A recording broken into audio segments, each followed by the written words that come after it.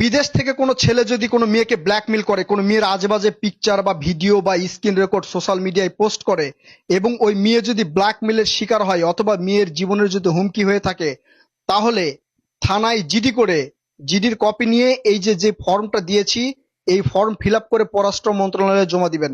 পররাষ্ট্র মন্ত্রণালয় ওই দেশের এম্বাসির মাধ্যমে তার পাসপোর্ট এবং ভিসা বাতিল করে বাংলাদেশে নিয়ে এসে আইনের মাধ্যমে তার বিচার করবে।